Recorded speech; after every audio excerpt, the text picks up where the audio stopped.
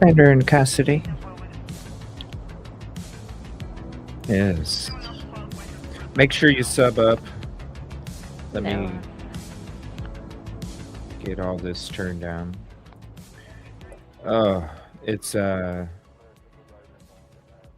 always nice having to reset up Streamyard when your brain is all funky from sinuses, you know. Thank you, Streamyard. That was awesome this morning. You got to, yeah. You were already in there. You got to see it. You got to see all the. Yeah. Yeah. While I'm every time. While half my brain is working because I attempted to get some sleep and could not get. I feel like I didn't even get any, honestly. Oh, sorry. But I'm so excited. Yes, I'm so excited because I have my peanut butter coffee. And now that does sound really good. Peanut butter cookie coffee from Coffee Jar. I think that's the brand. Oh, it's my new favorite coffee. Good. It tastes so good. I'm kind of getting a little wild with, I wonder what else I could look up for coffee, right? Oh, no. Isn't it bad? Let me know if this is a potential problem. Is it bad when I'm like, I wonder if there's taco flavored coffee? Is that bad? Is that bad? It's bad. It's bad. I'm sorry. I'm sorry to tell you. I'm telling you, if you like peanut butter cookies, Coffee Jar, just Amazon it, Coffee Jar, or no, Cookie Jar Coffee. Cookie Jar Coffee. They have a bunch of different flavors. And there's a bunch of different peanut butter cookie flavors too. Not just, I just got the regular peanut butter cookie flavor. Playing it safe. They got, and I'm ready to explore some peanut butter and pecan peanut. You know, like I'm gonna start because I had to test this first. Yes. And man, this. Yes. Now it's gonna be out of control. It's so good. Well, you see, you don't need sleep. You're happy. It's like I'm having peanut butter cookies for breakfast. But, yeah, Rosie and I were. Let me turn on the comments too here. Good morning, everybody. Rosie and I have been talking about doing a morning. We already did some morning shows on Sundays, but we're talking about doing some Sunday morning shows early in the morning. It's not something that we actually planned on really at all. I think each one of us weren't even going to do any shows on Sunday, and in the last couple weeks, as we've been hanging out with everybody on Sunday mornings, I guess it's kind of grown on us. So it's like, you know, we were like, hey, why don't we, you know, get through what we got to get through, which is what we had to do the last couple weeks. But we wanted to use Sunday mornings as like a recap of stuff we didn't get to talk about, discuss, cover, and also to give you guys an opportunity to do the StreamYard live calls. You know, if you guys had some things to say about whatever the shows, the evidence, the topics. I mean, you know, there's a few things I'm going to be mentioning today with some other cases here that we're going to be covering coming up here, starting this week. Do you have any ideas? Because this is like a hangout show too. Do you have any ideas like what you might do this week? I'm thinking Tuesday I'm thinking Tuesday I might cover the David case. Yeah. I've been I wanting to cover also that for a few weeks here. So yes. That's also something I'd like to cover between that and Anna Kepner and catching yes, up on Sandra Birchmore. It's going to be something around there. Sandra Um, Birchmore, yeah, Micah absolutely. Miller, Stephen Yeah. Smith, Alan Greenberg, this UFO stuff, and Chandra Levy now Yeah. is being brought into Yeah. this UFO stuff now. Charlie Kirk, Sebastian Rogers, the Kentucky sheriff. Yeah, there's a lot. I mean, plus a whole bunch of other Yeah. stuff that's not even being out there. But so it's kind of like a recap show, plus an update show, plus a hangout, plus conversation, whatever. So I'll drop a link here in a little bit. I just want to kind of discuss a couple things. You touched on one of them. I want to bring up Anna Kepner, another one about the David case. We discussed the Idaho 4 book. Again, great job. Phenomenal job, Rosee, on those notes. Um, yeah, phenomenal job. And it was beautiful too. All I had to do was roll my mouse wheel and it went right to the next one and to the next one. And I was like, this is great. I don't have to like tip tap up and down to make it fit right. It was great. It was just like bam, bam, Yeah. bam, bam.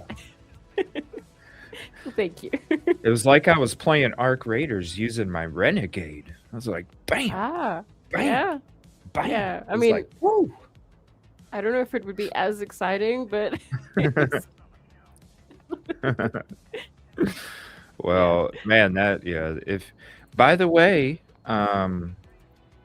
we are back at EvilleCJ's Lounge. So if you've been around from the beginning of EvilleCJ's channel, you'll know that I had my secondary channel, EvilleCJ's Lounge or CJ's Lounge, and we used to stream over there all the time and got in quite a bit of trouble over there. And recently, I was able to. I'm still in the process, but I'm streaming this show over there too. So if you're watching on CJ's Lounge, EvilleCJ's Lounge, come on over to EvilleCJ. But we're gonna be. We had the TV channel set up as like a backup. We were on the backup for a while. Now we got the go ahead to start hanging out back there again. I mean, hell, when I was getting everything updated, Rosee, I came across an episode that we were doing Family Feud on or something from like over 2 years ago. And I I was remember. like, yeah, I was like, whoa, this is old. And then it started, like the other shows where Busby and Trey was on there, and like a Slim Jim, I just like remember the Slim different. Jim. Yeah, just like different. I was like, oh man, this is going to be great to be back on CJ's Lounge. So if you're not subbed up, sub up over there. We are streaming this over there. I'm going to be streaming these shows and all of my my hangout shows, So check out some of those hangout shows. They're fun. We do some gaming over there too. So yeah, I wanted to announce that. But with this Idaho 4 book, it was kind of crazy because to touch on that real quick before we go into some of these other cases. With that Idaho 4 book, it was crazy because Caddy had dropped some links, and shout out to Caddy. She had dropped some links about how Turvy is denying giving Christopher Witcom information. And let me click on that 1 second. Where did that go? Yeah, so where did that go? I was also confused about that, but then I remembered that in the book, Christopher Witcom said that he it was on Courtroom Confidential. Yes. In the book, he said that he independently obtained some of the work or the file or something. So he said that he spoke to Turvy, but I think he was saying that he didn't get the materials from him that was independent. So he did put that in the book. Okay. Yeah. Well, let me see. About 6 minutes into the video, says Caddy. So we're going to go to that real quick. I do want to just touch on this real quick, and because it's going to be a conversation that's going to be, I'm sure, because he's going to be. When do you know when he's going to be on that one show where he's going to be talking? That podcast. Tomorrow. Let me check. Is it tomorrow? I think so. Hold on a sec. Okay.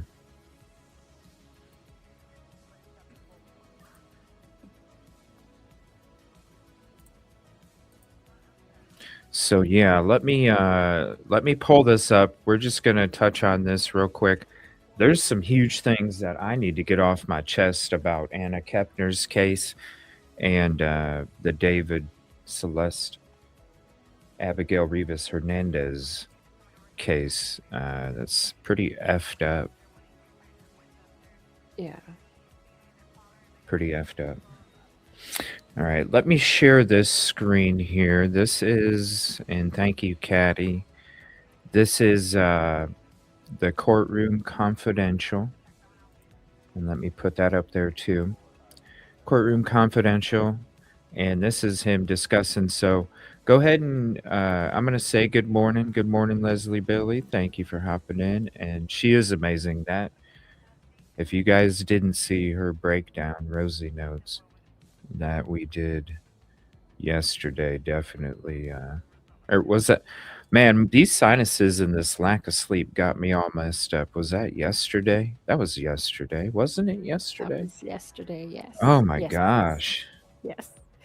That show you were asking about is on the 5th of May. The 5th of May. Oh, well, no, it's my 5th of May. It's tomorrow. Yes, it's tomorrow. Oh, okay. Yeah. Yeah, so, who knows what he's going to say when it comes to that. So, what's good morning? Will I be? No, I'm not going to be going to any of those. Maybe, and good morning, Betty. Maybe if they're like, I don't know. Okay, so I've already mentioned this a long time ago, actually. And this is why I was telling the protesters that there was some protesters that were getting literally pissed off that he wasn't getting arrested. And I'm like, these things take a lot of time. You guys got to understand when you're talking about, the FBI and their investigations and how these things go, and especially with the stuff that was being, how do I put this? The stuff that was being included in the investigation, stuff that I know that nobody else does, that is some major shit. Like major shit. And that stuff has a lot of webs involved with it. And what I mean is there's a lot of connections. It starts here and it branches here and then it branches here and then it branches here and it, and so those things take a while. And so that's why I was mentioning back then that it's going to be a while, number one, for trust me, he will get his justice. Guaranteed. It's just a long road. And that's, what some have to really, I hate it. I wish it didn't have to take that long. You know what I'm saying? I wish it could have happened yesterday. I wish we weren't even ever having to do it, right? Like, but This stuff, when you're talking about the stuff that JP's involved in, there's a lot of branches to that.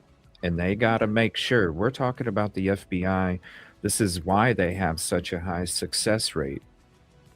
So, number one, that's going to take a while. Number two, he's got very good attorneys. Okay. These are attorneys that know what the hell they're doing. But at the same time, they can only do so much to control a client that really, honestly, slips a lot. Okay. Because he's so emotional and he doesn't think thoroughly. Even though he's a smart guy, he doesn't think thoroughly, and he lets emotion choose his path. And lawyers can only control so much of their client, and so he will continue to slip, and that's why there's a lot of slippage. That's why it's going to take a while, and also he's got the availability and the connections to drag this out too, because he knows what's coming. He knows that he's going to be sitting in a jail cell. And so he's just buying more time with the resources that he has at his disposal until he doesn't have those resources at his disposal anymore. And then that's when it'll kick off. So these initial hearings and stuff, I guarantee you, I mean, you guys saw there was another continuance, there was another delay. I guarantee you there's going to be more delays. I'm thinking towards the later part of the year is when it'll actually start. And if it does happen like that, it could be early next year too. Like he can literally drag this out that long.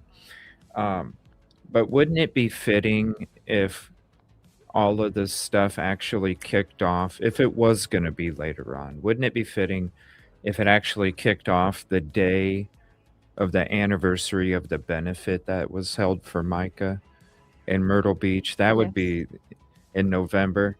That would be so cool if it did work out that way. But so, no, I'm not planning on going to any of those. Maybe some in the future, you know, maybe some in the future, but not anytime soon, because if I would have planned those trips already, how many times has it been delayed? You know what I'm saying? And then it would have been you know what I mean? So, but yes, you know, we will see what's up. What's up? Good morning, Jay Gallagher. Let me see. Blonde Bobby. I'm sorry. I need some of my peanut butter coffee. By the way, Cookie, they're not sponsoring me, but Cookie Jar Coffee, peanut butter cookie. It's amazing. It makes me want to drink coffee as much as water, and that's bad. That is, yeah, that's not good. That's. Well, actually, Betty, I was having a conversation with Rosee about that before the show, weren't we? Mm-hmm. Yes. Yeah. Without naming specifics of our conversation, do you remember do you remember what I said about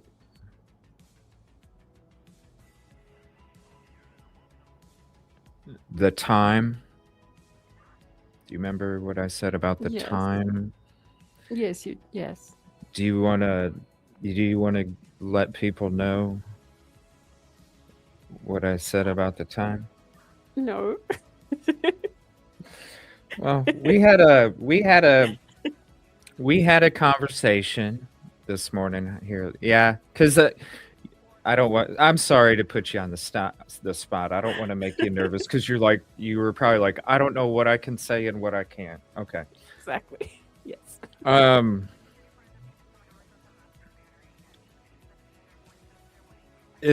The time is coming soon. I'll just say that.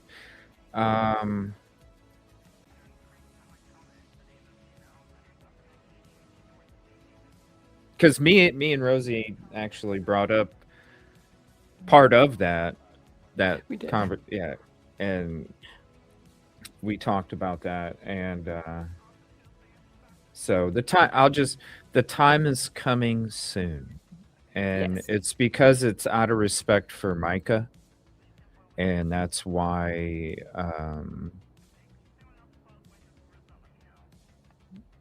yeah, and it's not just docs, it's audio, it's all sorts of stuff. So there's been a lot of pretending for a long time, and the time is coming soon. The time is coming soon. Just as bad as JP, man, I'm telling you. Yeah, it's bad. I know I can say that. I can say it's bad. Same tactics. Yeah. Same tactics, using religion to manipulate minds and making it seem like it's a positive effort when in reality deep down you peel the potato and all of a sudden you're like, whoa, that's not what I thought was supposed to be inside this potato. That's not a good potato. It's something completely different. Yeah.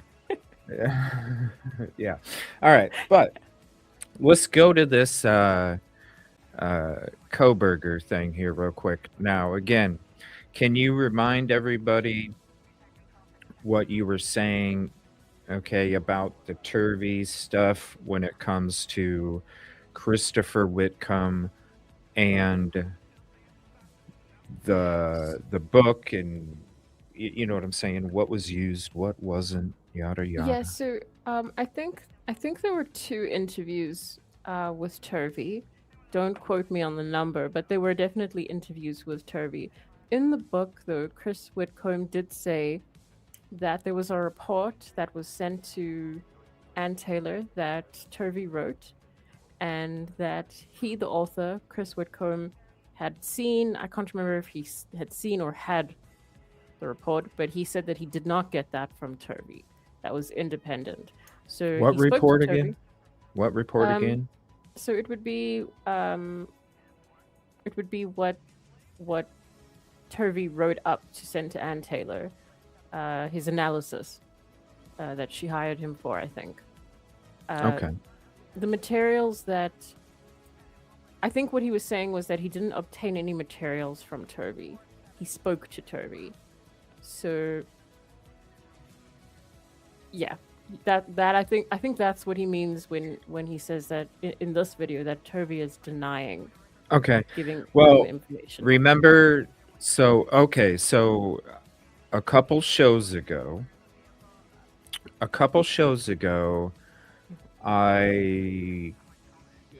Brent Turvy came out with a social media post about Christopher Whitcomb's book. Yes. And he was applauding the book. He was saying this is exactly these are my thoughts, exactly my thoughts. This represented my opinions and my information the way that I wanted it to be represented, whatever. And so it almost looked like he was cool with what Witcom wrote. Now, it appeared like Witcom got most of his information from Turvy. Isn't it kind of weird that Ann Taylor puts out a statement to the public condemning Turvy because she's looking at the evidence that Witcom was exposing in the book and going, it had to be Turvy. Why else would she put out a public statement if she didn't know without a doubt it was Turvy? She's not going to do that. So I think it's Turvy backtracking, trying to save his career. That's what I think it is. Yes, and at the same time, I think the fact that it is in the book, that it says in the book, I that he didn't obtain the material from Turvy. He just spoke to Turvy, is how I understand it. Thank you. Yeah. um, I think Shout that out. shows that it was pre-planned. Like he anticipated this was gonna happen, so he was like, "Okay, well, in advance, let's just say that I didn't give you this." Um, Uh-huh. or You like don't you know just where you got it, you right? he yeah, like it An said something envelope like of cash. right, he snuck in. um and so like that was planned, that was anticipated. They felt the need to put it in the book that he didn't get it from Turvy directly. I think he said something along the lines of it was independently obtained or something like that. You know what that means. It's like Yeah, that it's the same conversation that we had a couple shows ago when I was like, "Damn, he's outing Ann Taylor's friend that secretly recorded the conversation." He could have just said a reliable source. So that's what you do when you're not trying to reveal the source of the mhm. information. And so now, I mean, I don't think, I don't think, because I talked about in my opinion, Turvy's thought process, right? Turvy's thought process. And I don't think in his thought process he thought that he was going to be publicly condemned from Ann Taylor and it could potentially ruin his career, because he probably was looking at what he was doing was the same thing as what Dateline did, is what Peacock did, is what these other, that threw out little Yeah. snippets, whether they were true or not, like, hey, they didn't get publicly outed. You know what I'm saying? And so, you didn't think that far ahead. So therefore, boom. And then Ann Taylor comes out condemning you. Now there's this, right after that, there was a social media campaign encouraging anybody that was wanting to use Brett Turvey's services to discourage doing so. And it was actually gaining traction and becoming pretty popular. And so that's why, to me, it's like, okay, to me, it already seemed like Turvey was supplying a hell of a lot of information for the book. And Taylor comes out and publicly condemns him. You don't do that if you don't know for sure, especially in this high profile case. And now he's going to be coming out to go talk on a show. I'm wondering if he's going to come out to this show and be like trying to downplay and use it as a career saving move. Because all of a sudden, a couple days after Ann Taylor condemns him and the social media stuff's happening, now all of a sudden he's going to go on some podcast. That's odd, right? Yeah. It all is setting up to be like, you got Fixler going on there. Hey, he didn't do this, and it's all seeming like, Mm, it's a smelly situation, and the dude is trying to save his freaking career because he done fucked up and did something he shouldn't have done. Which, you know what? If you rob a damn bank, you should still go to, you know what I mean? Yeah. Sorry you did it, pal, but you still did it, and you need to face the consequences. Same thing. yeah.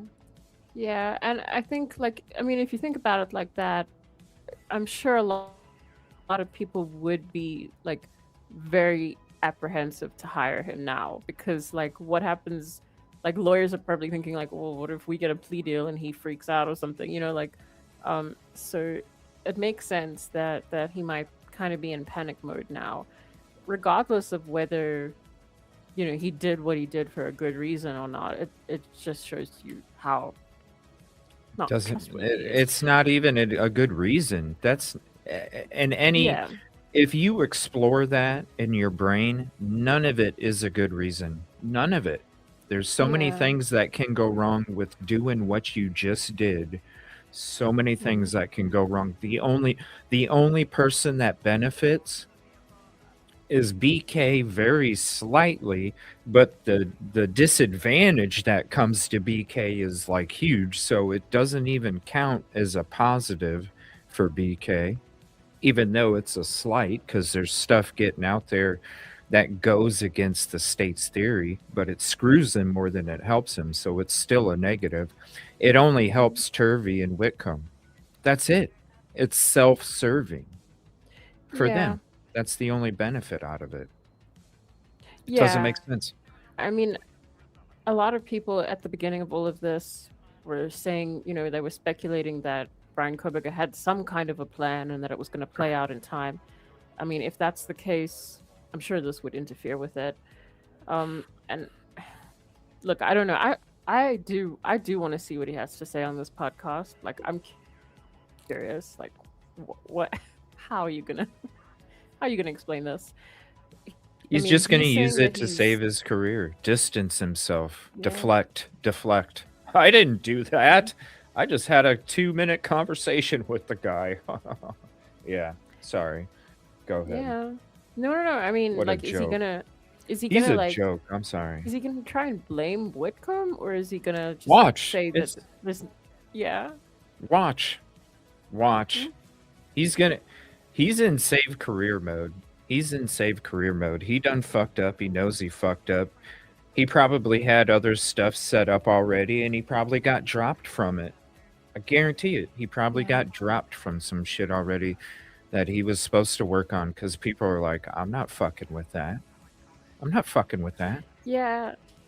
I wouldn't. Also, it's like, when you're looking at the dispute between the two of them, like him and Ann Taylor, and he's saying, no, I didn't violate this non-disclosure agreement, and she's saying, yeah, you did violate the non-disclosure agreement. People are going to be inclined to assume that the lawyer knows the agreement better and how it works. Right. Ann Taylor, not him.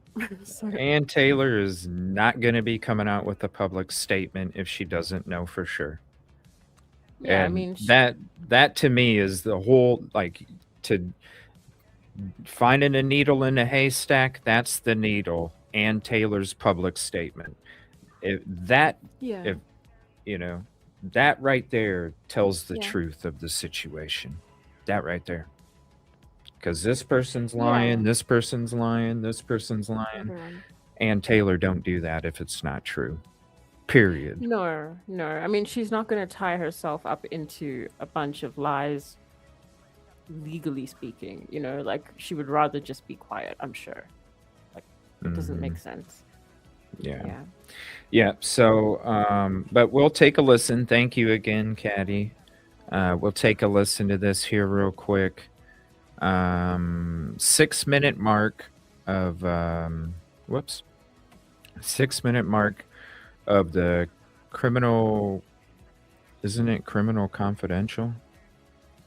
But it says CR courtroom, my bad. Courtroom Confidential.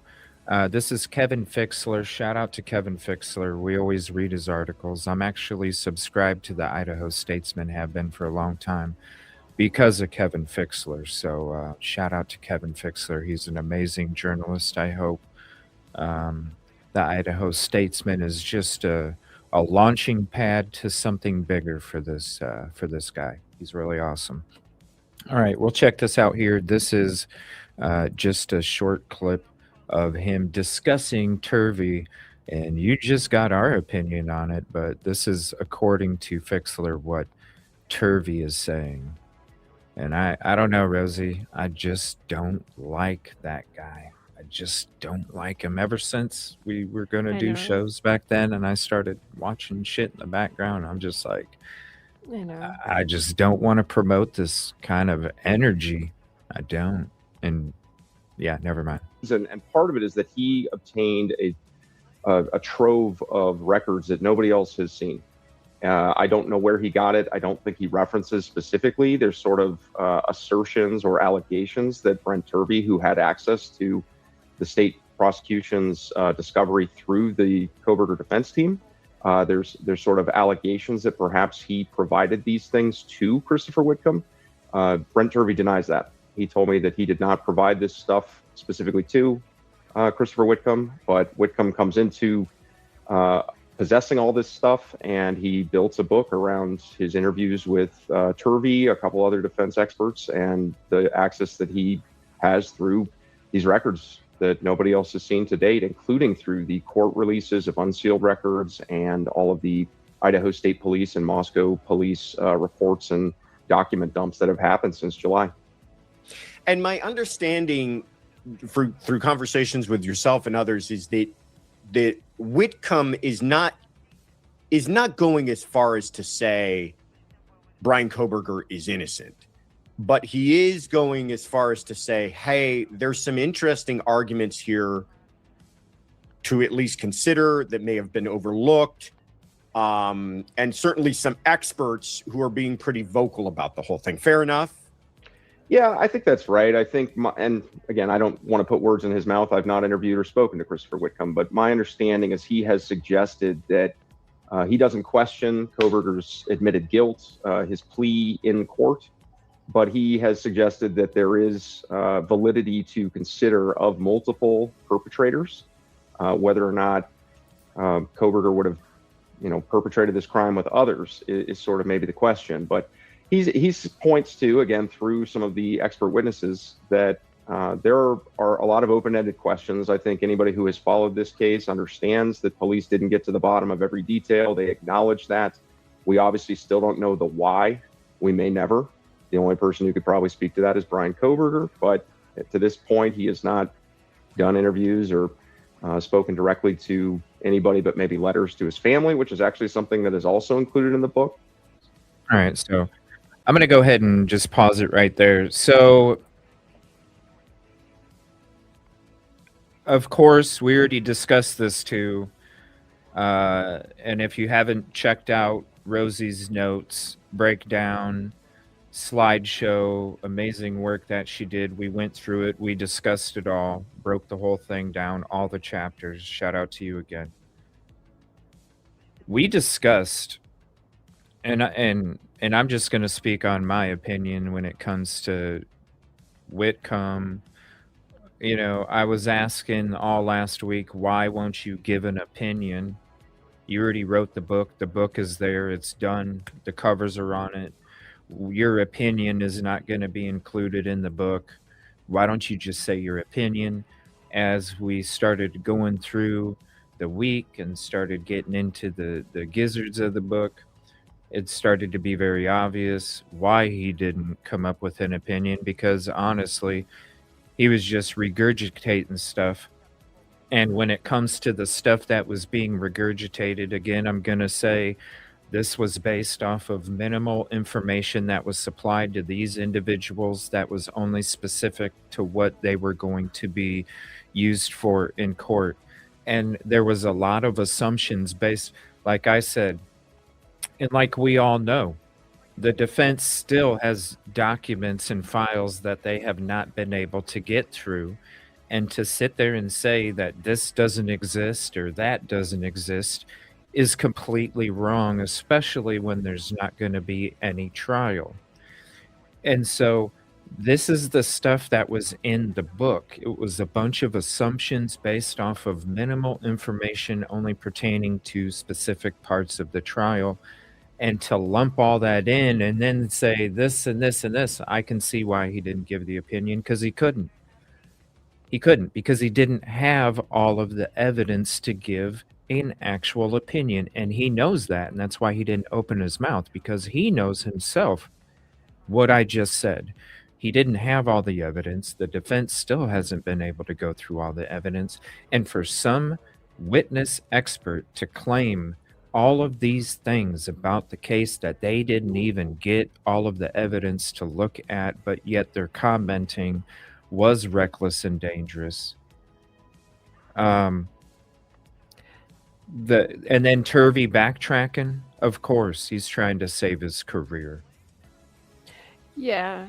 Look, when it comes to Christopher Witcom and his opinion, Um, that was one of the things that I found a bit confusing about the book, and that was why I said like I couldn't really figure out what was the original contribution, like what of the book, like I would have liked for him to have kind of explained a little bit more why certain things were in there. And I understand why he was putting it together in that way, because he didn't want to Right.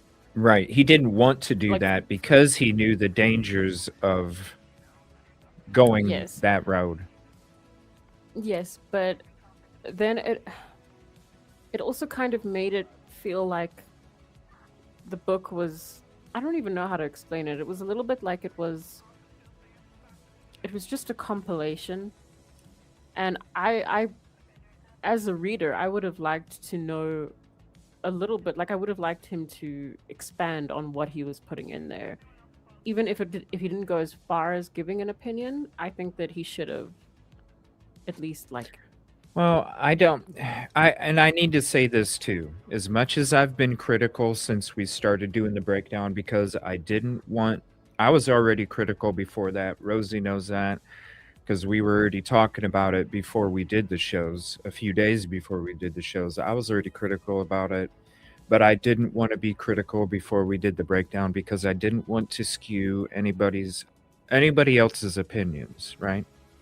I'm not trying to deter anybody from getting the book. I'm not trying to deter anybody from reading it. I'm just personally saying, to me, I wouldn't purchase it. Okay, that's just me because I'm looking at it the same way as Howard Bloom's books. And when I got Howard Bloom's books, I was disappointed that I spent the money on it. But at the same time, the difference between Howard Bloom, because Howard Bloom is a bloomin' onion up here, okay? Howard Bloomin' Onion. Um, Christopher Whitcomb, I do like, okay? I like the fact that yes. he didn't go down the road that Bloom went down, the road that we're talking about right now. I'm glad that he didn't do that. I respect him for that. I respect him for telling everybody I'm not going, this whole time as I'm going, why ain't you giving your opinion? Now that I know, I totally respect him even more because he didn't give an opinion. Because if he did, then I really feel like he would have started to go down the road that Bloom went down, which is disrespectful to everybody involved. And so I do have to say, shout out to Christopher Whitcomb because of his ethics, because he was just reporting stuff that was given to him, because he orchestrated it in a way that said, look, I'm just giving you what I was told. I'm not intersecting me into it. This is just all others. And I collected it. And I totally respect that. And so if I was at a point where I'm going to be like, okay, well, now I'm going to start buying books that I didn't care to buy, but it would be nice to have in my collection, that would be the first one that I would go after. I do want to say that. Yeah, and I mean, like I also, I mean, to be clear, I would buy the book. Like I've listened to the book, and I think Right. I don't think that it's. I mean, I've been critical of the book, but I'm not critical of Christopher Whitcomb necessarily, and I even have respect to a certain extent for Turvy, and his work on this case. Like Well, I we're do. different there. Yeah, I know. I We're know. different there. But at the I'm same time, sorry, it's tainted, and now his opinions on stuff is tainted to me. I can't yes, even take what he said yes. seriously about that either. So So his work on the case, his conduct after the case, I don't know about that. But I think that Christopher Whitcomb he's a good writer. He's really yeah, intelligent and all he- of that. And and his I think background too. Thank you for your absolutely. service. Yeah. Yes. But then also like thinking about that, I know that he was a journalist before he was in law enforcement. So maybe it's that level of being impartial that is coming through in the book, when And that's I what think you that it need. takes That's what you yes, need. but at the same time, I think that it takes some clarity away from why certain things are in there. I'm not gonna lie. Like he's compiled a lot of stuff, and I'm not entirely sure how it all connects. And I think that if he gave his opinion or some of his opinion, it would help. But I do think so. he's former LE. He already knows, he already knows. I don't have all the evidence. Yes. I don't have all the evidence. Yes. Like he's saying, yes, this stuff is suspicious. It's suspicious, without a doubt. But I don't have all the evidence. So, former law enforcement, it would be reckless of me to give an opinion because I don't have all the evidence. It kind of diminishes. How do I? Yes.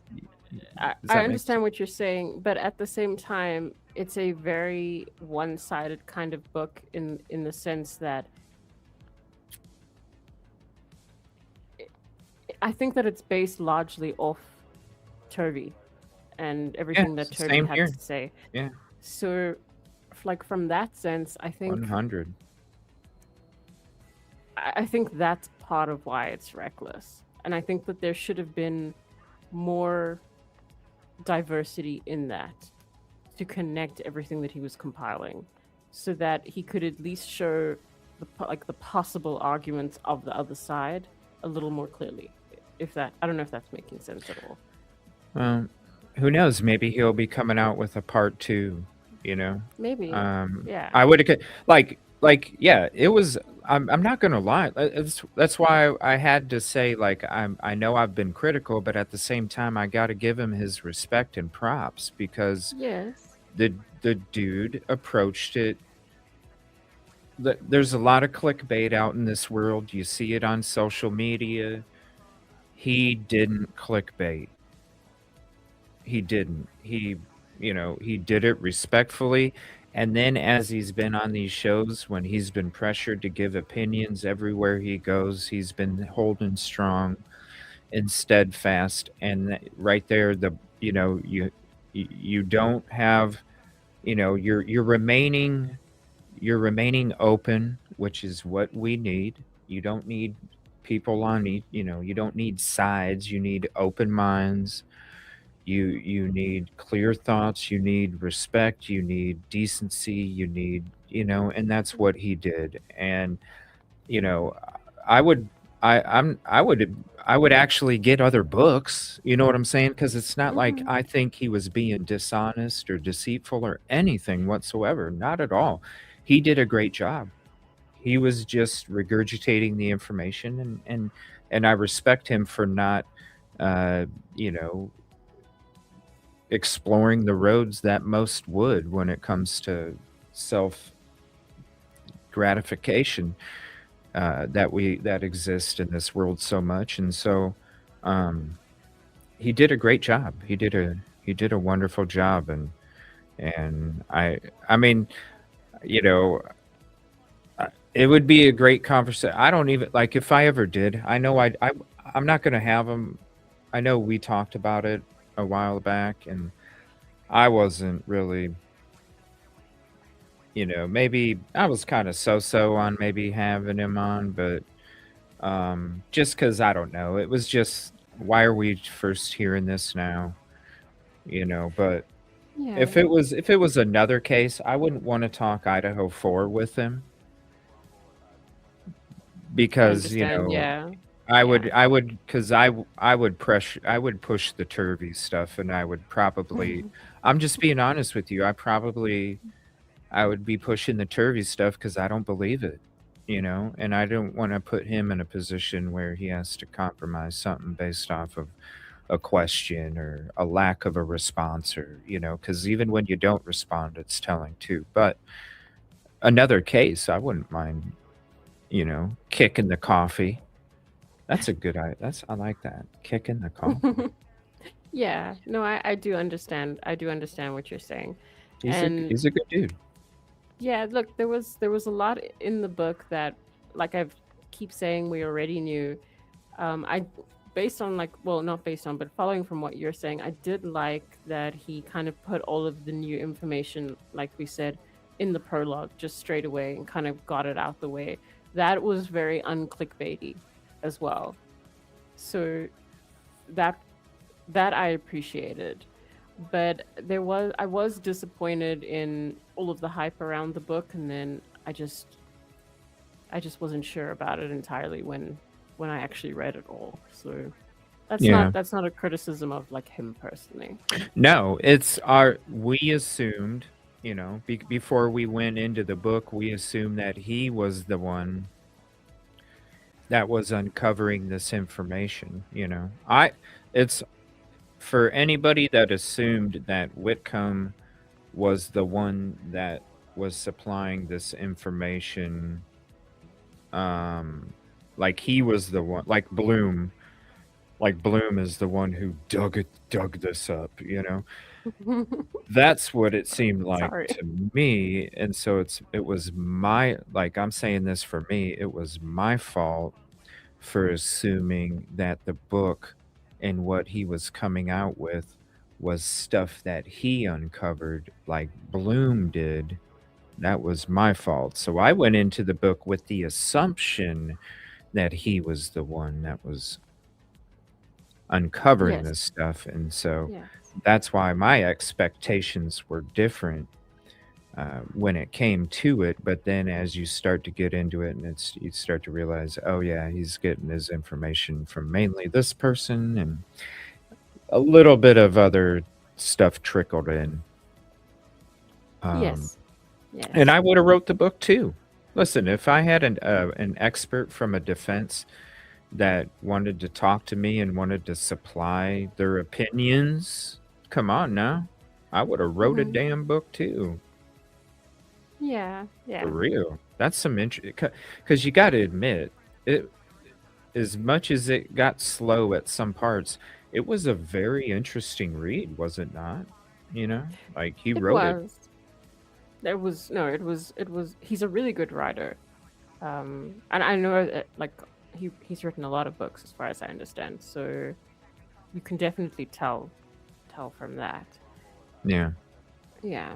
Why I don't trust Dr. Turvy. Here, let me go to so I'll drop the link to this episode, and let me see. It was the episode Witcom Worries, Topsy-Turvies, A. Taylor's Attitudes, and Custody Chain Concerns, and that was that live stream. So if you want to hear, I just don't have the time to make short form content off the long form videos, so I do apologize about that. Maybe one day in the future.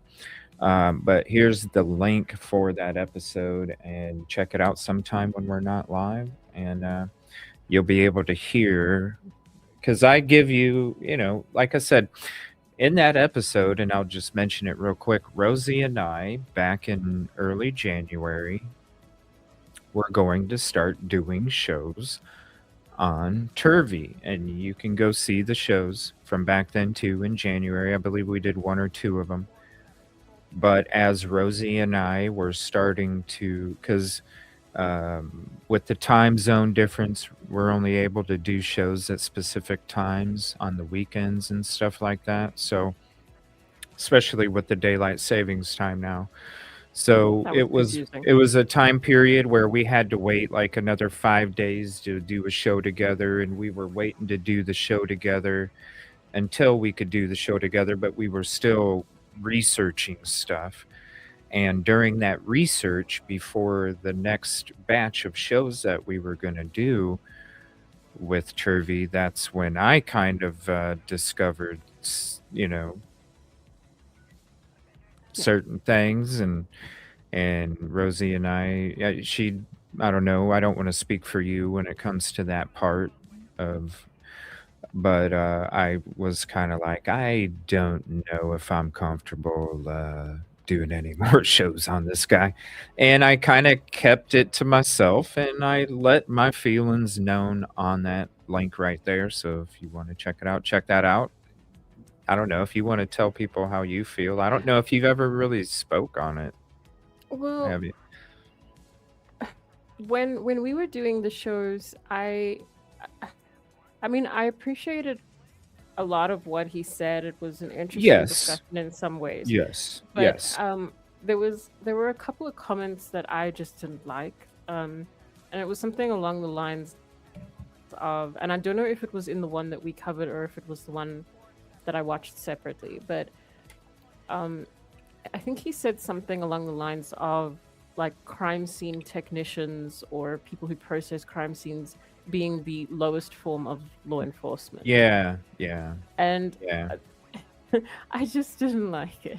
It's because this was going on. You know, he already had quite a few sips in by the time he made that comment. So Yes.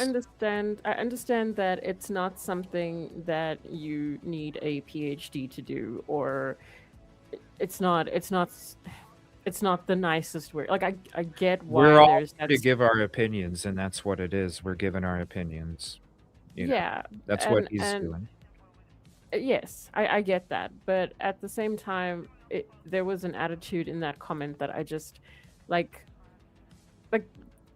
everyone in the process is an important part of the process. I don't think Yes. that there's higher and lower parts of anything, and processing a crime scene is really difficult.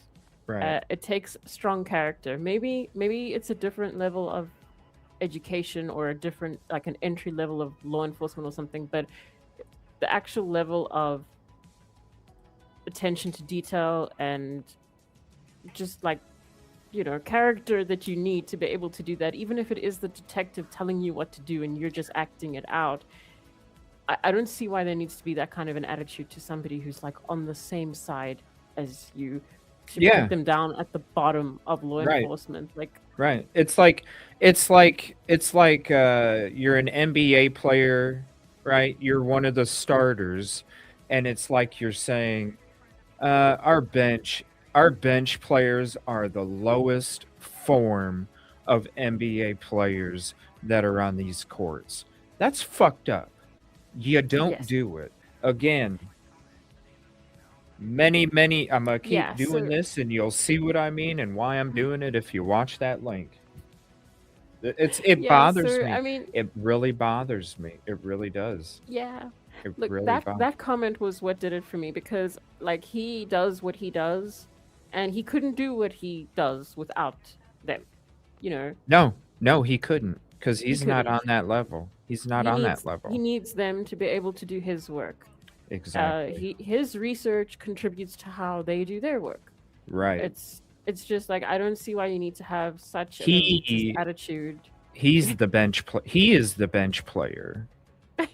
No, I'm serious. No, Yeah. I'm serious. Like, he's talking shit about how other people are bench players.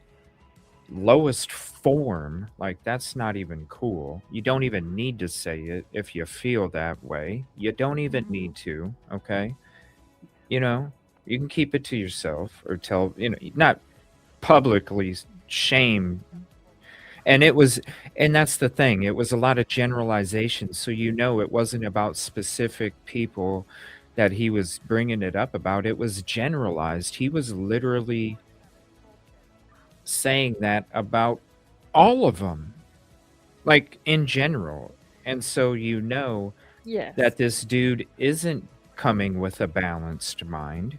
He's coming in with a mind that is geared towards one direction, where they fucked it up, even if the department didn't really fuck it up. Like, that's where you're coming at automatically. And so that's Yeah. why I have a hard time trusting what he says in this case, what he said in previous cases, and what the hell he's about to say coming up on these other platforms, because I think the dude just says shit Yes. with Yeah. nothing to, like, I just don't trust him. And I'm not saying when you're this creates demons, ladies and gentlemen, and that is what is existing. Why would anybody come out and say my bench players are the lowest form of bench players out there on the courts when you're the fucking bench player? Why would you do that? Because you got Yeah. demons that exist because of that glass and rocks that keeps cling-a-chingling. Yes, exactly. And look, I don't know Demons. the exact wording of how he said it, but that is like you remember as well. That is what he said. Yeah. I remember And in a way going, damn, this dude was way overly critical, but I understood. But at the same time, you start researching more and you're like, whoa, this isn't just a one-time thing. This is, and then yeah, you're starting to see other stuff like how the dude can't even keep his thirsting off the podcast either. Like, damn, bro. yeah, She's a yeah, co-host that's married and you're thirsting every yeah, show. Every show. While you're pretending liquor is pop. yeah, So it don't yeah, look as bad after you're a drink or two in. Oh, we better put some pop in the glass now. yeah, exactly. But I mean, from my perspective, like I agree with everything that you're saying, completely.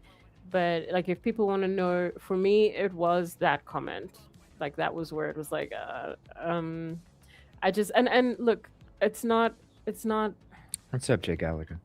I get the stereotype, but I think it's a horrible attitude to have.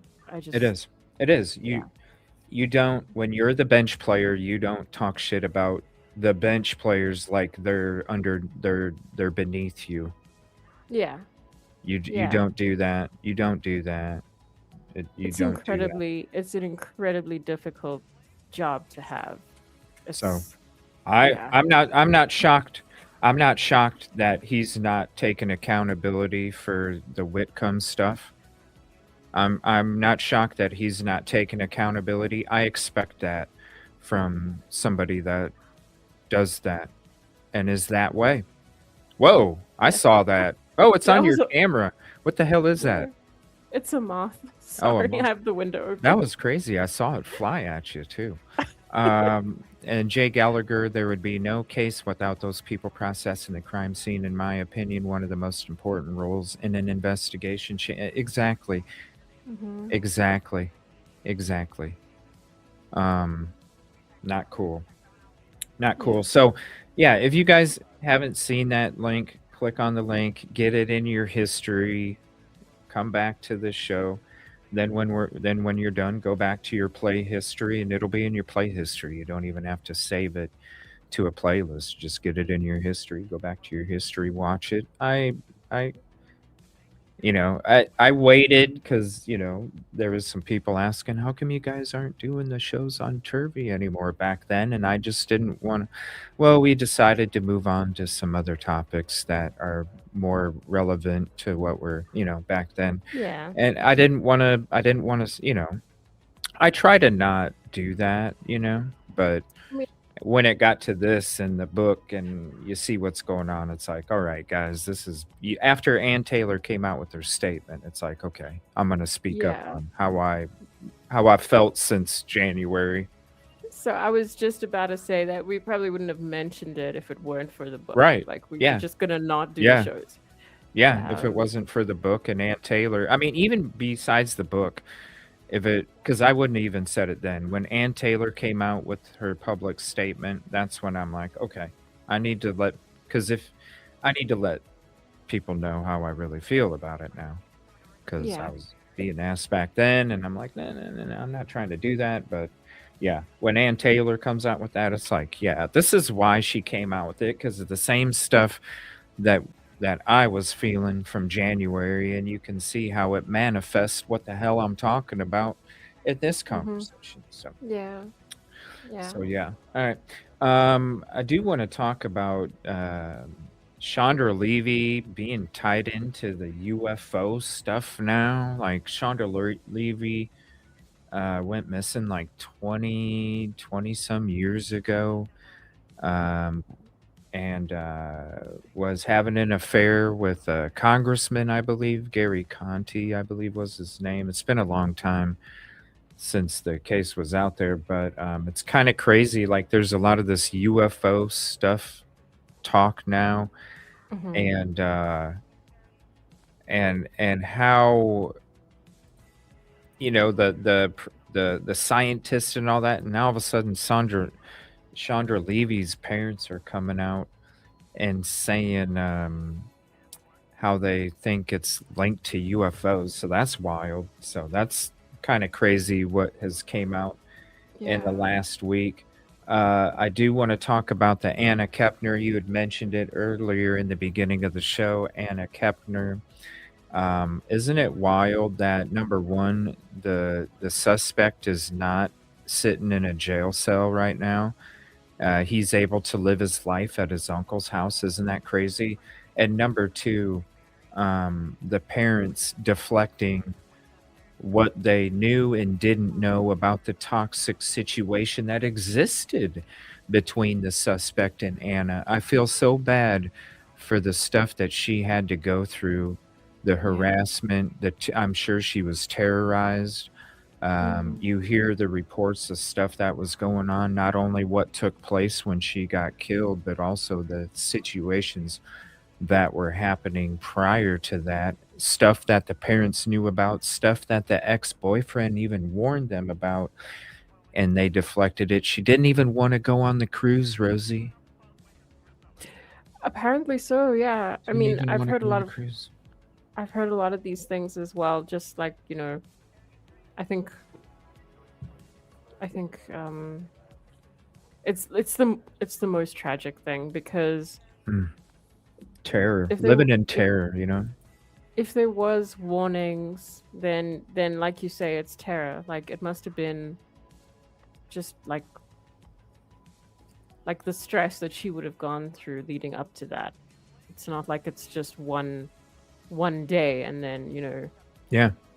yeah. It's horrible to think about, but yeah. And they're like, oh, we can't. Now they're talking about we can't go to the trial because we've already gone through enough. And it's like, you got and this is why I want to bring up the David case too.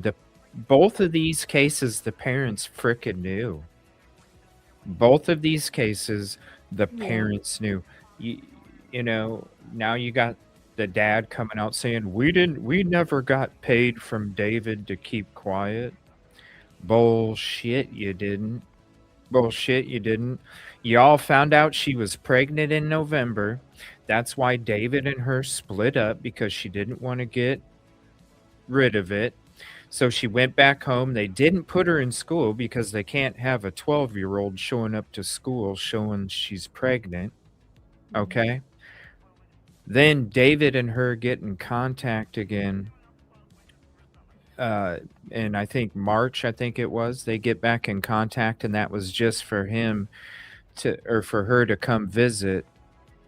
Yeah. You know what I'm saying? Like, they knew. Yeah. Yeah. Listening to you talk about it, it's reminding me of They knew. Jen Soto in a way. Yeah, The same Soto thing. case. Sick ass Yeah. shit, man. When there's so Yeah. many parents or people out there that don't have the opportunity to have children and would love to love and give opportunity to a child out there, and that's what they're Yeah. given instead. You know, both situations. The parents, how dare you? What? The fact that she didn't even want to go on the cruise. You know why Anna probably didn't want to go on the cruise? Because she probably already felt the tension from the frickin' dude that was going to do what he was going to do. She probably already felt the tension because Yeah. And it wasn't just last minute they found out they were going to be in a room together.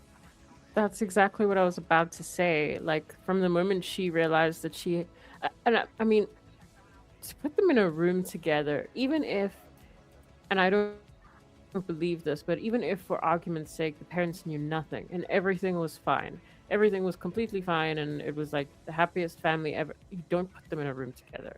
Not like, don't do that. So, I, I don't, I mean, the moment she heard that, she must have been. That's probably when she started expressing that she didn't want to Yeah. go. And that's probably when he started telling her, "I'm gonna do this to you. You're gonna," she had to. The it just makes me upset. And then the Dave Celeste parents, we didn't know. Bullshit. Mhm. Look at the timeline of what happened. They broke up in November because she didn't want to get rid of it. November, December, January, February, March, 5 months prego. And then look, I'm showing you have no choice, David. You have to come out and go public with this. Yeah. And so that's why he did what he did. Thank God he was a dumbass for a criminal. The dude didn't, even though he thought he was trying to hide what he was doing by ordering items under somebody else's name. Like, Yeah. I saw dude, that. you did so many things that pointed and showed that you did this, bro. Like, you're not a good criminal. So thank God that he was a dumbass when it came to trying to get away with what he tried to get away with, because he is going to serve his damn justice. You know that. These parents, though, man, you hear about it all the time, too. Parents looking the other way. This situation right here, high profile. I mean, think about even the R. Kelly stuff. Like, there's so many different situations. High profile. The parents get paid off to look the other way. That, man, I don't. It's just crazy, and you already know what's like. That is so wrong. The dude's 20 years old when they met, right? 20, Yeah. and she was 11. What the fuck, Apparently, yeah. dude? What the Yeah. fuck? Yeah, it's very similar to Sandra Birchmore in that way as well. So many cases. 11. I can't even get my head around that. Like, So many cases. So many. yeah. And Jay Gallagher, it's sad to see the stepbrother so pampered after he did. Right. He literally, and I'm not gonna, he R'd her, like choked. Like, there's so many. And then the way that he disposed of her. Hid her, What? yeah. Like, Yeah. yeah.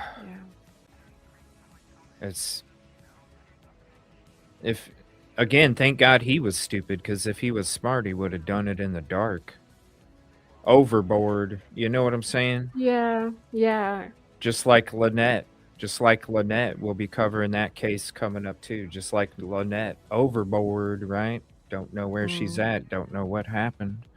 Instead, this kid was dumb and put her under a cot with life preservers. Bro, when a body passes away, it excretes fluid and toxins, and there's a smell that comes with it, so you're not going to be getting away with it. I think the parents were bought out. I think they were too. What's up, RIP Asphalt over there on Twitch? Thank you for hopping in. Come on over if you're on YouTube, come on over, EvilleCJ, at EvilleCJ. We got the EvilleCJ Media and Investigations, and we are back at EvilleCJ's Lounge, which is my other channel, where we just kick back, have coffee, comedy, hang out, chill back, have fun, watch shows, games, play games, all that other stuff. I think the parents should be charged too. I think the parents should be charged in a lot of these cases, honestly, because it's messed up. And yes, very inappropriate. He honestly should have just like, it's sad. You see all the videos of her friends. Her friends were like, yo, I'm going to tell on you if you don't give me some money. He was buying off her fucking friends. It wasn't like, they were even like, hey man, are you still with that minor? Like, there's so many videos out there. Like, it's almost like the Harvey Weinstein stuff. So many freaking people knew about it and they didn't say anything. Money and power. Yeah, I heard, I don't know if, I mean, I think it was on Nancy Grace or something, but I heard somebody say that when he wanted to get in contact with her, he gave somebody at her school like $1,000 to give her a secret phone so that they could be in contact. Yeah. I mean, Yeah. Yeah. just like that's the level of power to just Yeah. just pay for that. Yeah. And I think that's why they can't determine if she was pregnant or not, and I think that's why he chopped her up, because we have to sit back and think, why would, okay, it's one thing if you stabbed her, right, and you killed her. That's one thing. But David, why would you go to the extent to buy an inflatable pool to get chainsaws because you needed to mutilate? You needed to make things so disfigured that people couldn't tell. Yeah. And I think that's what took place when it comes to, because again, 5 months, right? 5 months. Some are bigger, but if you think, you got to think 12-year-old girl probably is not getting all of the vitamins that she should be getting while she's pregnant, malnourished. You're not going to be that big. She was already, a little skinny already. So when you really break down the analytics statistically, her stomach wouldn't have been that big, right? You would have seen it. It would be obvious. You would see it through the pants. If she had her shirt tucked in and she had pants on, you would be able to tell, she's getting there. But that's why I think he went the route of the chainsaw and doing all those different things, is because he needed to get rid of not only the fingers, but what was in around the stomach area as well, because those things would tie it back to him. The DNA from the stomach, because that's his DNA, and the tattoos on the fingers. I also thought about that when I heard. I wondered about that because I think that, unfortunately, I think that was his line of thinking. Yeah, I do too. And the parents, both situations, they knew. You know what I'm saying? They knew. The Ellen Greenberg stuff, I just want to touch on that real quick. The Ellen Greenberg stuff, how they come out and say, because if you know about the Ellen Greenberg stuff, if you don't, type in EvilleCJ Ellen Greenberg. I've done some shows on it in the past. The evidence makes no sense whatsoever when it comes to what was determined and ruled. And we thought that there was some traction taking place the last couple years. And here, that was just shot down recently within the last month or two. And that's sad to hear, about that. So I just want, is there anything about Ellen Greenberg's that you wanted to, other than that, I don't really know about, any other updates on it. I just did see that the latest efforts were shot down to have the truth come out. So it's unfortunate. I didn't even know that. Yeah, I didn't even know that the latest efforts were. So, I mean... Yeah. Because there was a lot of hope that, like, it looked like it was finally coming around. Like, because, it did. I mean, I think it really was obvious. And I don't understand how it's gone on this long, when I think it should be so clear what happened. Right. The evidence is so obvious. Like, nobody could do that to themselves. There's no freaking way possible. There's none. No. It's beyond somebody having 2 bullets in their head if they did it to themselves. It's beyond that. When it comes to the evidence with Ellen Greenberg's case, is beyond somebody having 2 entry holes when they supposedly did it themselves in the head, right? Yes. Like, it's beyond that evidence. It's like, what? And I mean, we've seen so many cases where they've managed to figure it out, and it was much less obvious, and it was still set right. So like it just makes you wonder, like, how with this case, I just never understand how it's still going on. I don't. I don't either. Let me see. Stephen Smith, another boots on the ground case we did work on. We did a deep dive uh, about 4 years ago, and we actually got some documents and exposed some stuff in the documents, and those people. Those people that should have been suspects in the very beginning became suspects, and the case was changed from an accidental to a homicide about a year and a half ago. Now there's some more traction coming with this Stephen Smith case, so that's something we're going to be bringing to you in the near future. And I got drone boots on the ground footage, worked on that case all the way back then, so that's going to the PI tier. You'll be seeing some videos being uploaded to the PI tier. Private Eyes, the new tier that we have for the channel, where you get my raw, unedited HD 4K, 5.3K, 1080p, boots on the ground footage, boats on the ground footage, and all the stuff in between. 5 terabytes total. So trust me, there's going to be a ton of private eye footage that you can dig into with a bunch of different cases. Stephen Smith, so there's that. Micah Miller, we talked about that case for a little bit. Sebastian Rogers, nothing's really going on, but I do want to send my prayers and condolences to Tony Mathis's family. He had passed away recently. Whenever I talked with Tony, multiple occasions, in person, on the phone, private conversations, some things that I will never share, other things I've been waiting to share since Sebastian's first birthday is when I was told some information that I've kept to myself. But now that time has gone by, eventually we'll discuss some of that too. But prayers and condolences to his family with the shocking loss. So he was always a good guy. He was always straight up with me.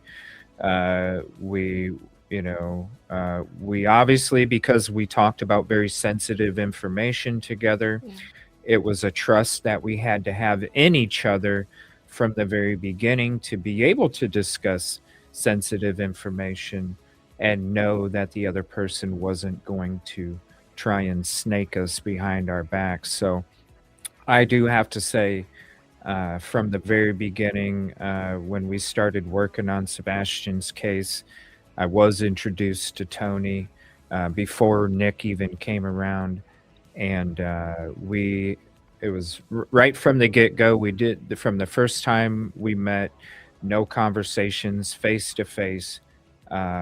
We instantly could tell one another that the other one, we would be able to have that kind of relationship where we could discuss sensitive things and not worry about anything getting out for attention like some of the others do. So I do want to say thank you, Tony.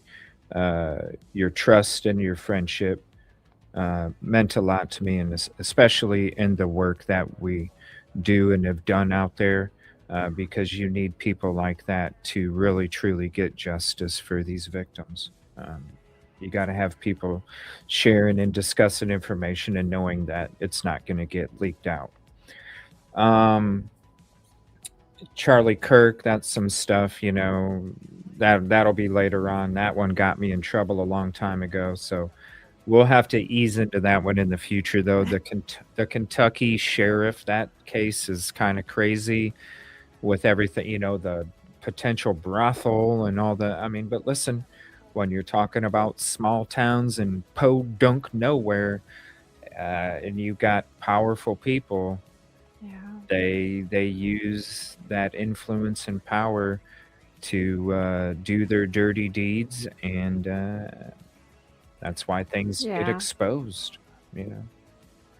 Don't do it in the first place, and you don't have to worry about it getting exposed. There you go. Yeah, it's like don't cheat. Don't cheat. You don't have to worry about. Don't do it. Just don't do it. Yeah, don't do it. You'll be fine. Just But I don't mean, do it. it's sad when it's like coming from the people who are supposed to protect people, and then Mm. they're just not. But yeah. Right. And they're just not. All right. So, is there any other things that you want to bring up? I think we pretty much kind of got Yeah. caught up on the weekly stuff. Nancy Guthrie, there's nothing really coming out about that. There's just a lot of conversation about what about this person? What about that person? What about that person? It's getting to be we were all there with the Sebastian Rogers case. Some of us were there for the Summer Wells case. We've seen this happen time after time to those cases where there's no information, no direction, no leads, nothing going on. It's what happens with those cases. It's what about this person? Yeah. What about that person? What about them? What about them? What about this? And it all is just a grift Christmas because these people know that they're pulling at your heartstrings. They know that you want to know the latest update as soon as possible.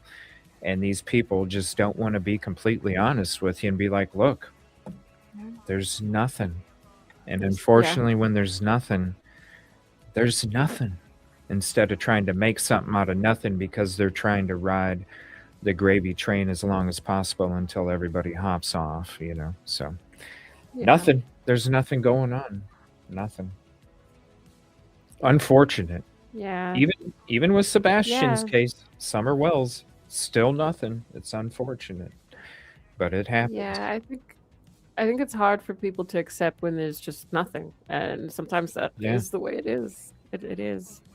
It is. I mean, we bring it up and we'll continue to bring it up and just, but to sit there, this is why we haven't been doing shows like that on these different, because it's like, and we're going to be going to some other of these cases that we're discussing today, is just because it's like, look, when it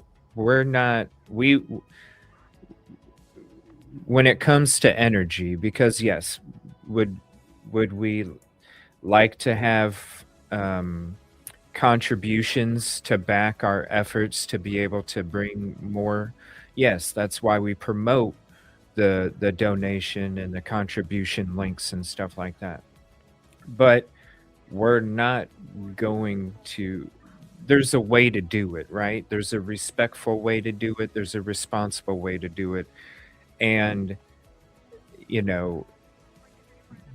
that's what you're going to get here. We're not going to try and beat a topic to the last juices are out of it just because it's not that way. We're not going to discuss, how come you're not discussing about this and the new DNA hair and this and that? And it's like, I'm not going to discuss something that we've already known since the first week of Nancy going missing, and we knew.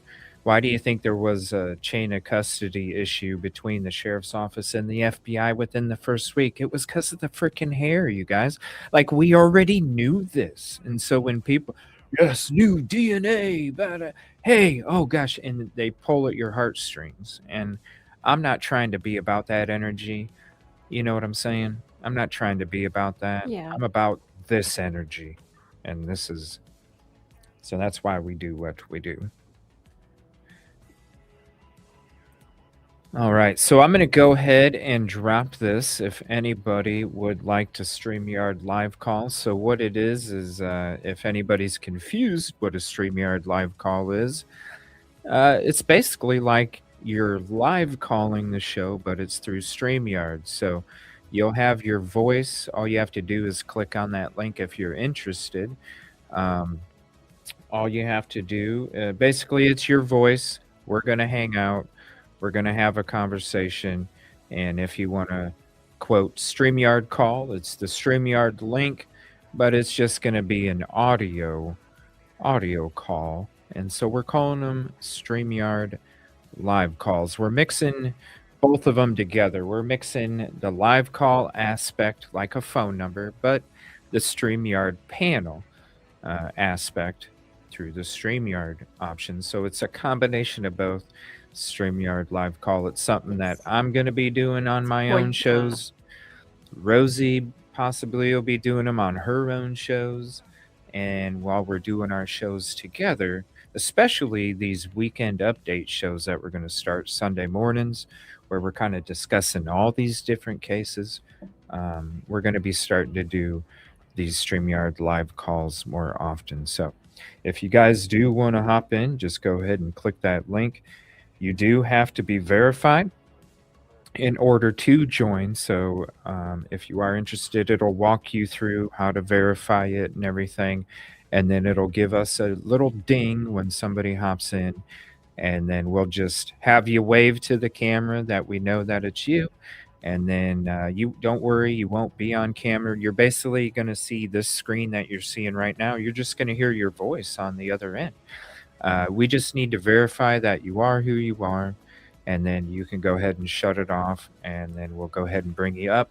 At the same time, while we are doing these StreamYard live calls, it's only one per. So there might be other people hopping up in backstage. Keep in mind, the backstage will keep you in order. So when we're done with our StreamYard live caller, when we're done with that current live caller, while you're in the backstage, it will keep it in order. So it's like a call waiting feature, like a radio station.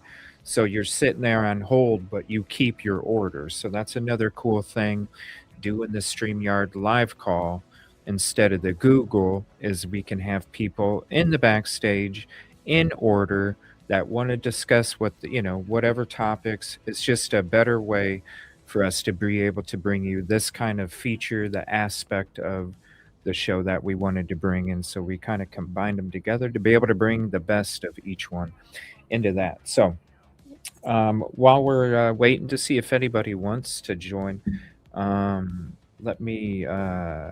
got some topics. Is there any topics? I'm going to be covering the David case coming up. Let me look through some of my stuff. I'm going to be covering David.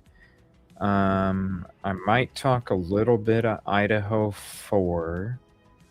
There are some things I want to talk about Idaho 4 this week. So the David murder, the Idaho 4 murder, Nancy Guthrie route. That's just, I already broke that down a long ass time ago. That if that was a route they took, that's a joke. Is there any cases you're thinking about digging into? I think those are the two main ones. Maybe some Lynette Hooker, but that would be after Idaho 4 and David. What you thinking about? I was also going to look at David, but I'm definitely going to look at Anna Kapner and do a recap on Sandra Birchmore, I think. So those would be the main two, but might talk Idaho 4 as well. Might be. I'm just assuming. I'm assuming there's going to be a little where I'm going to probably do one show on Idaho 4. I'm assuming. I mean, we got through.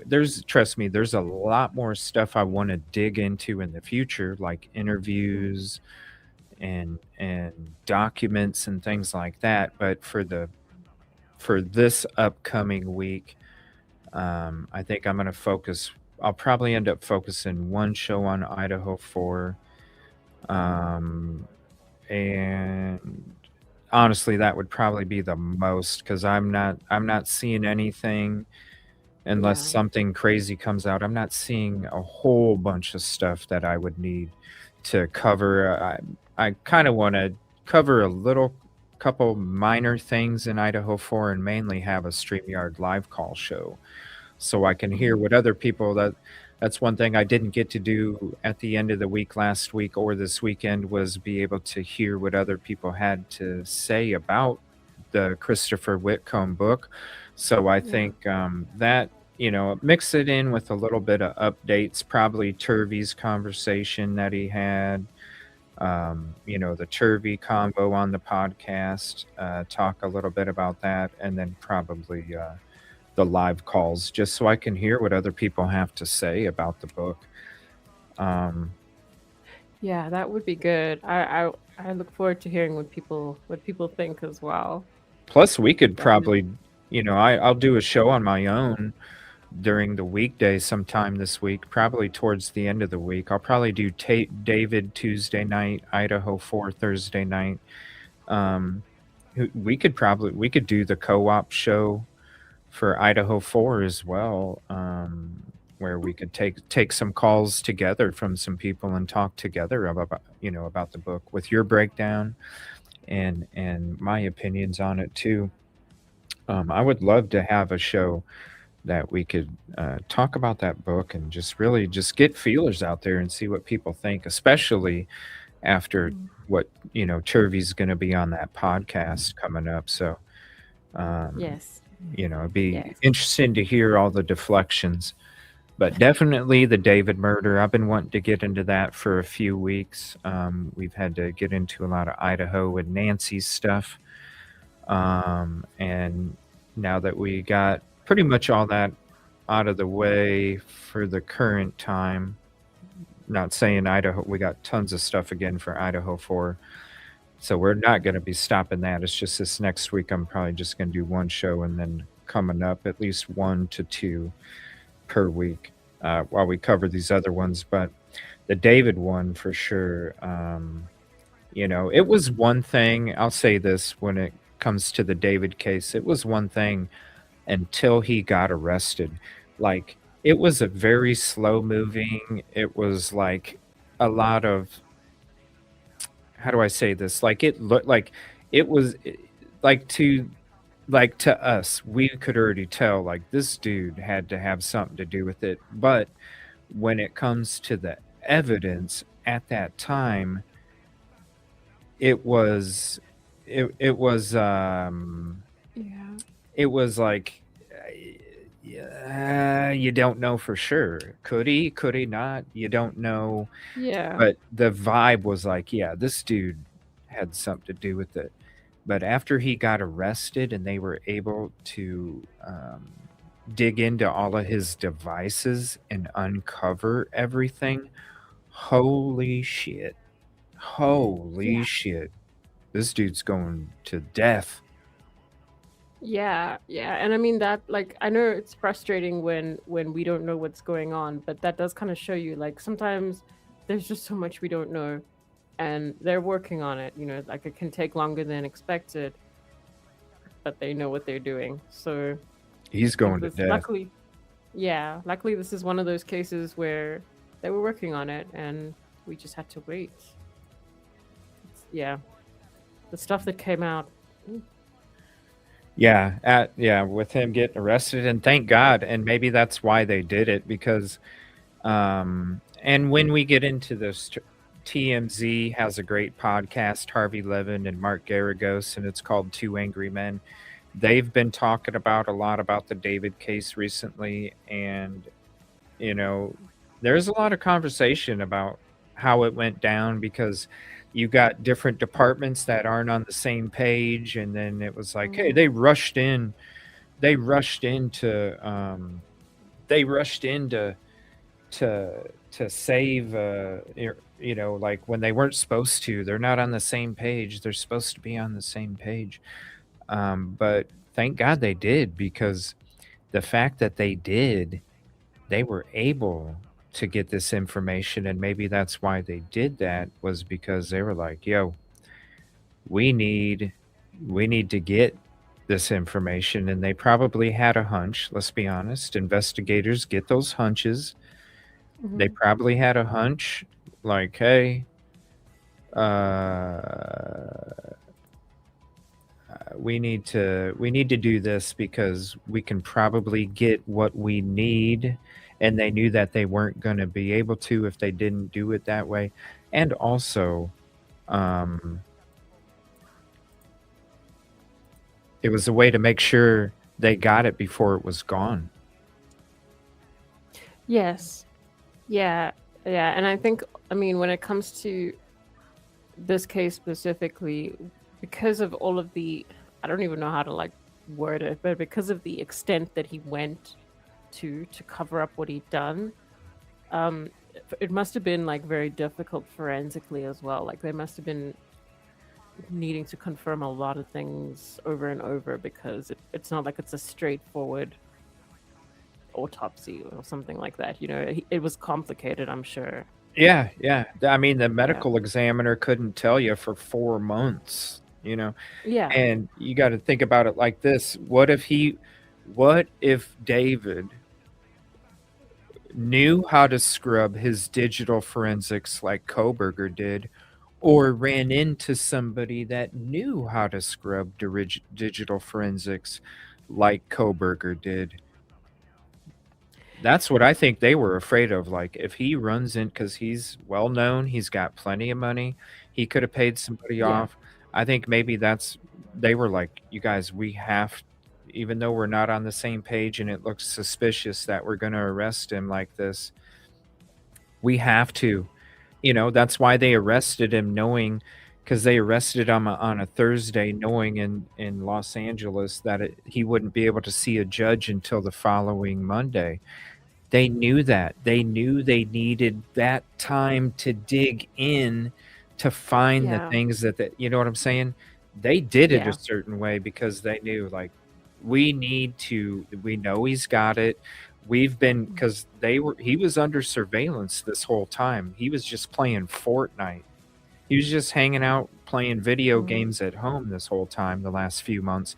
They knew he didn't go nowhere. They were tracking his activity. They knew that he hadn't came into somebody that could scrub digital stuff yet. That's when they were like, okay, we need to do it now. Maybe they knew. Maybe they saw he was finally getting in contact with somebody that knew how to do that. And they were like, look, we got to jump on it now. We got to do it this way.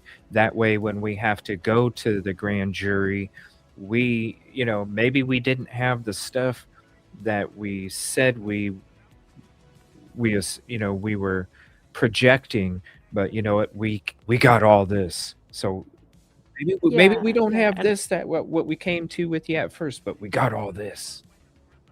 Yeah, I think it is a very fragile case when you look at how connected he is.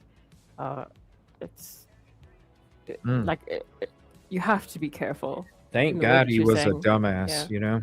Thank God he was a dumbass. Yeah. So much digital forensics and evidence. Yeah. So much. Thank God. And thank God to the criminals that are that stupid. I hate the fact that you did the crime in the first place, but thank God you were stupid enough to get caught. Yes, thank you for being stupid at least. The criminals that are smart enough to not get caught, not go to prison, not get busted, those are the ones. It means they're too smart for their own good. But yeah, so I'm thinking because tomorrow night I gotta do some stuff outside of the show. I'll be busy all day tomorrow, more than likely, but if anything, I will be going over to the lounge to maybe get back into watching some episodes of Tales from the Crypt with hanging out, or maybe playing some games or something like that. I'll probably even be over there later tonight, actually, over at the lounge. I'm excited to be back over at the lounge and continuing content over there. Appreciate you, EvilleCJ TV. I thank you for being there. But we're going back to the lounge, and if you guys haven't been a subscriber of the lounge, go subscribe. Check out some of the old shows, some talk shows that we had on there, or just hanging out episodes, or even on the road conversations when we used to be out boots on the ground for some of the cases back in the day. But yeah, it was crazy watching that old episode of us playing Family Feud from a couple years ago. I was like, damn, look at us. It's like, damn, look at us. It's crazy. But yeah, I'll probably be over there later on this afternoon. But I plan on Tuesday night, and Stone, we gotta get you on the show. coming up here soon now that we got through this book stuff. Maybe we can do that next weekend, Rosee. We can plan on an Idaho 4 episode. I'll reach out to Stone, see if she'd be available for Yes. either night. And I That'll would be love awesome. to, I'd love to have her on the show and show some of her work with the Idaho 4 Yes. case and whatever she wants to highlight. I think that'd be cool. So I'll reach out to you here in the next couple days, Stone. But Friday, Saturday, or Sunday, one of those days, maybe we can get together and all three of us can hang out and discuss some Idaho 4 and show off some of your work.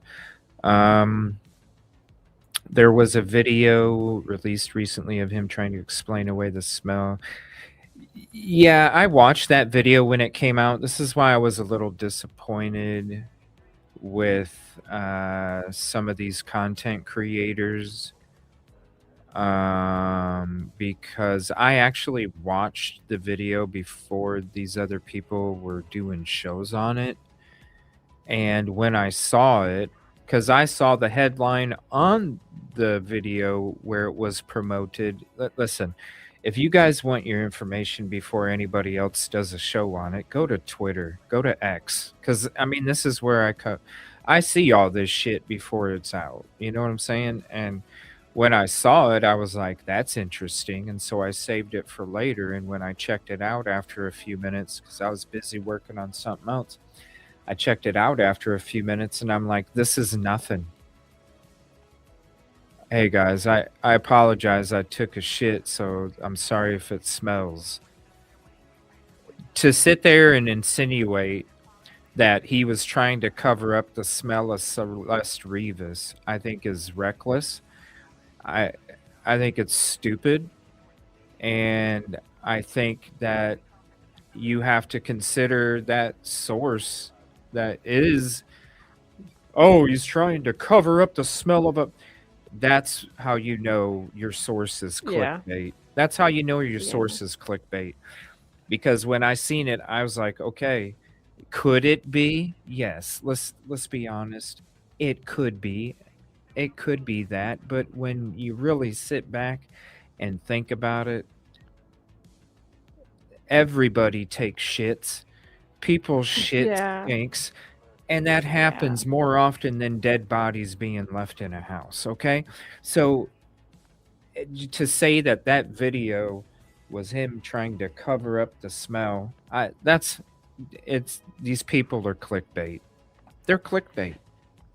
They're Yeah. clickbait. Because I saw the video and I'm like, yeah, it's a small percentage that he could be trying to, but let's be, the analytical rain, right? The background that I had before, this analytical rain. The analytical rain told me right away, it's probably literally, he probably did take a shit and it stunk in there. Yeah. Yeah. I think that Somebody's when, dead body doesn't smell like shit. It smells like toxic body fluids. It's a different smell that don't even smell like human feces. It don't. So to say that you're covering up, like, hey guys, I took a shit. Well, that don't smell like you took a shit. That smells like, it's not even the same smell. So these people need to chill the F out. You know what I mean? Yeah. Yeah, I think when you're in the position that he's in, people will make anything into anything just for content. So it's the dude that, it's the same dude that put me in danger for the Sebastian Rogers case. Oh, okay. I know her. That same person. And that same person is fucking clickbait, because when they did that to me, that was clickbait too. The dude put me in danger. Big time. Big time. Boots on the ground. Yeah. Bullshit. Putting me in danger like that because he's just getting clicks. Same person, same fakeness.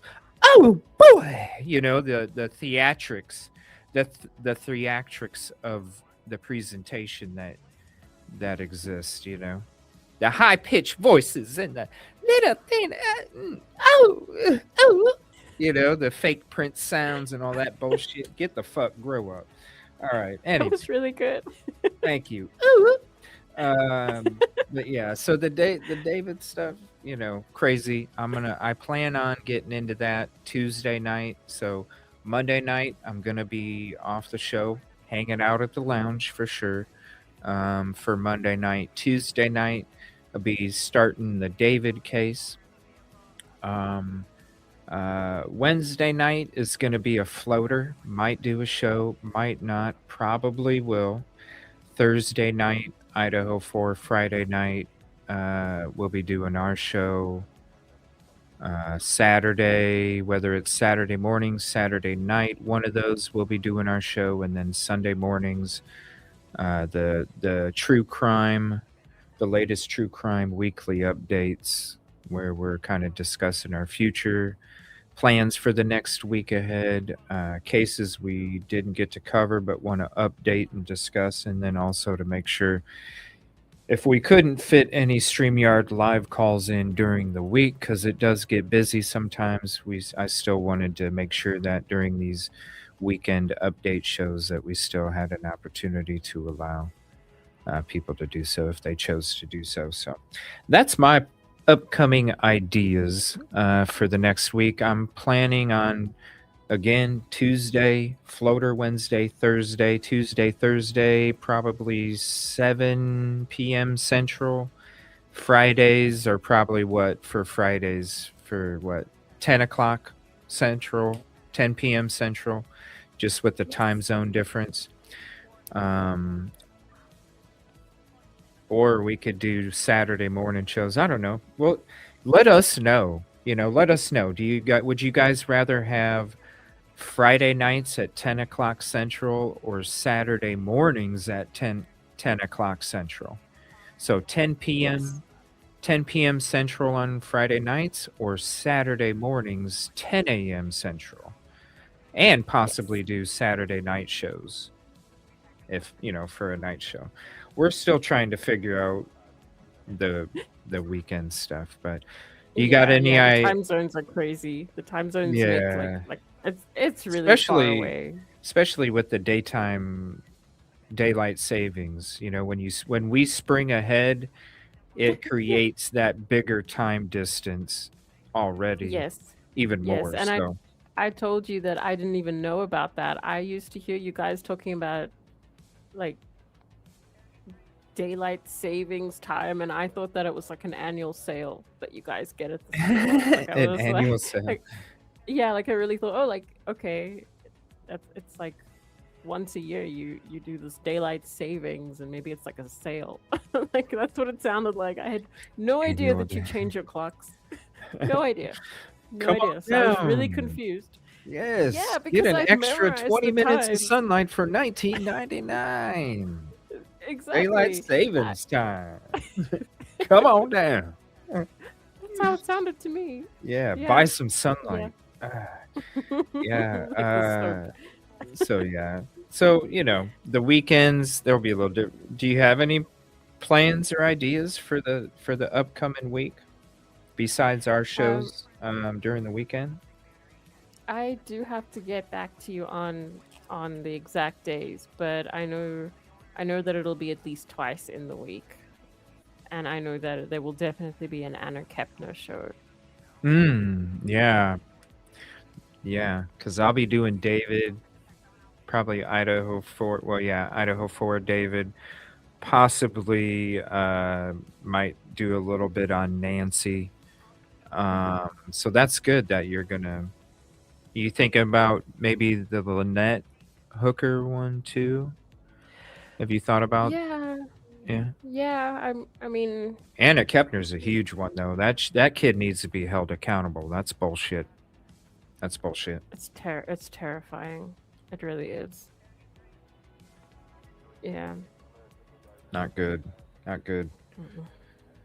Mm-mm. So yeah. Well, maybe we can. Maybe when we do a show, I would like to talk the David case when we do a show this weekend. Besides Idaho Yes. 4, I would like to. Maybe we could do a combo show or something. Mhm. Yes, it's a good idea. do our show Friday night, and then maybe like Friday night or whatever. Leave it in the comments, though. Even if you're on replay when the show's over, leave comments so we can go back and check them out when we kind of try and make our decisions for the mornings or nights. It's really whatever you guys want.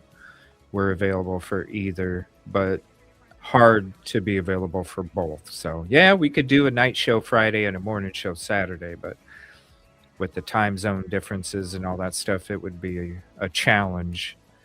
And plus everything else that's going outside of the show, it'd be a challenge to be able to do that. So we're available for either or. We just want to know what you guys are feeling. So yeah.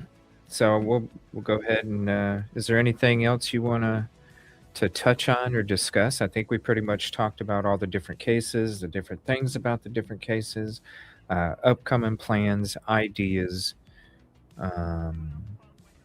Yeah. Well, Pretty much all of it.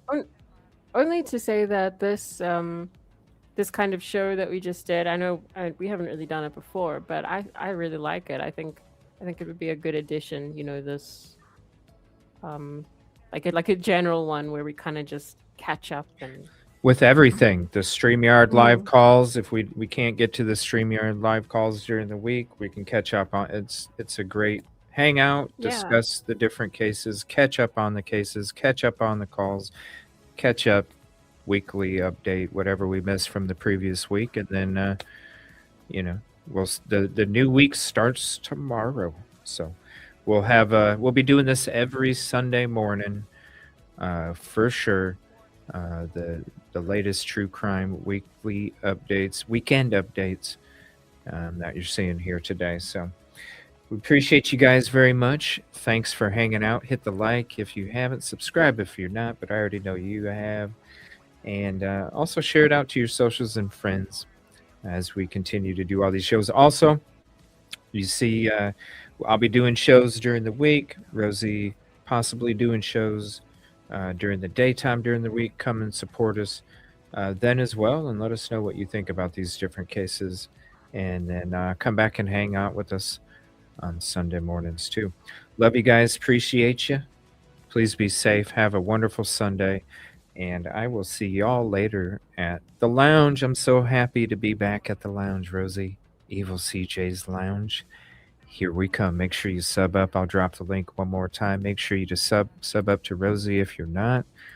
And I'll either see you later this afternoon tonight over there, or we'll see you back here Tuesday night. Rosee, Monday? No, Monday is possible or not? It's very possible. I'm sorry. possible. I'm sorry. I'm not saying. Not I'm 100%. not saying exactly. Not 100%. Not I'm 100%, but possible for Monday. Definitely Mhm. go sub to her if you're not. And thank you for all your hard work. And again, shout out to you for the broken plea breakdown. Rosee's notes did a great job, slideshow and all that live stream from yesterday. Thank you again. Love you guys. We'll see you soon, and stay safe. Bye, everyone. Later.